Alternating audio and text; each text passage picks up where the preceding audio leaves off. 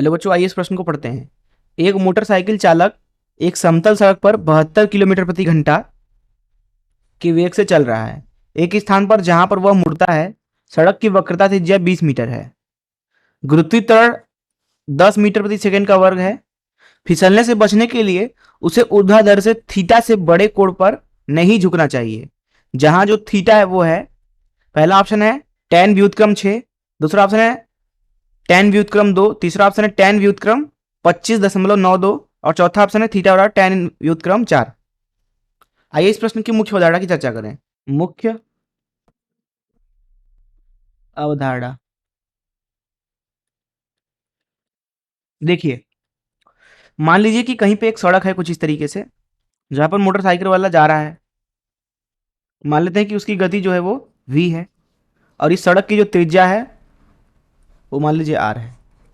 अब इस चीज को हम कुछ इस तरीके से देखते हैं, क्योंकि जब वो सड़क पे मुड़े, जहाँ पे r त्रिज्या है वहां से जब वो मुड़ के इधर जाएगा तो वो थोड़ा सा झुकता है, जैसा कि आपने देखा होगा साइकिल के केस में भी, साइकिल की स्थिति में भी ऐसा ही होता है। इसको हम यहाँ पे बनाते हैं। मान लीजिए ये सड़क हो गया कुछ इस तरीके से, ये सड़क हो गया, और मान लेते हैं कुछ इस तरीके से है उसका, ये पहिया है उसका, और ये उस पर बैठ के चला रहा है मान लीजिए गाड़ी कुछ इस तरीके से, कुछ इस तरीके से। मान लेते हैं पूरे तंत्र का जो द्रव्यमान का केंद्र है वो मान लीजिए यहाँ पे है, तो यहाँ पे गुरुत्वाकर्षण बल लगेगा नीचे की दिशा में mg। अब इसको सरकना नहीं है, हमें यहाँ ऊर्ध्वाधर दिशा से कोण बताना है कि कितना अधिक कोण तक इसको झुकना चाहिए, अथवा कितना अधिक से अधिक कोण तक ये झुक सकता है। तो मान लेते हैं थीटा कोण से झुक सकता है। तो यहाँ पे पहिए के ऊपर दो बल और काम करेंगे। एक तो होगा पहिए की भूमि के साथ संपर्क में होने की वजह से, और उसका कुछ ना कुछ भार है, इसलिए ऊपर की तरफ अभिलंब बल लगेगा कुछ इस तरीके से, नाम दे देते हैं n। और दूसरा, क्योंकि अगर आप मोटरसाइकिल के सापेक्ष देखें तो इसका इधर की दिशा में mv की घात 2 भागे r बल लग रहा है इसके ऊपर। तो इस बल को रोकने के लिए पहिए के ऊपर इधर की दिशा में घर्षण बल लगेगा F। यहाँ पे जो F होगा वो बराबर होना चाहिए mv का वर्ग भागे r के, और यहाँ पे जो n होगा वो mg के बराबर होगा। देखिए, ये मोटरसाइकिल वाला गिरे ना, इसलिए जरूरी है कि जो n है और जो F है, इन दोनों बलों का जो द्रव्यमान केंद्र के सापेक्ष बल आघूर्ण है वो शून्य होना चाहिए। अर्थात यहाँ पे बल आघूर्ण अभिलंब बल का धन बल आघूर्ण घर्षण बल का, ये दोनों मिला के शून्य होना चाहिए।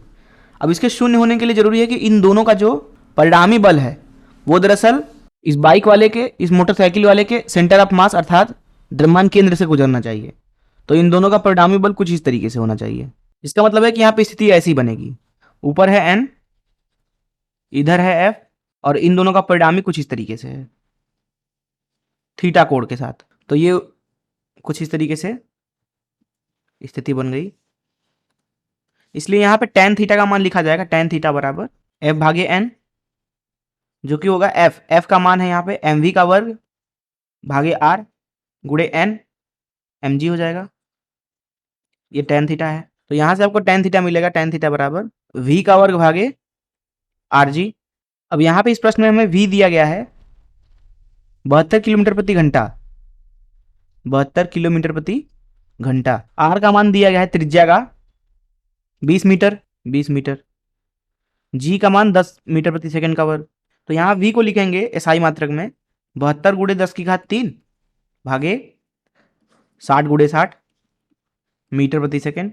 तो यहाँ से v आपको मिल रहा है 72 गुणे 10 भागे 36, जो कि है 20 मीटर प्रति सेकंड। इसका मतलब है कि tan थीटा मिलेगा v का वर्ग मतलब 20 गुणे 20 भागे r मतलब 20 गुणे 10, तो ये मिल रहा है आपको 2 के बराबर। जिसका मतलब है कि यहाँ पे थीटा जो है, थीटा कोण का मान हो जाएगा tan व्युत्क्रम 2। आइए देखें कौन सा ऑप्शन सही है। जैसा कि यहाँ पे आप देख सकते हैं कि बी ऑप्शन सही है। मैं आशा करता हूँ कि आपको इस प्रश्न का हल जरूर समझ में आया होगा। धन्यवाद।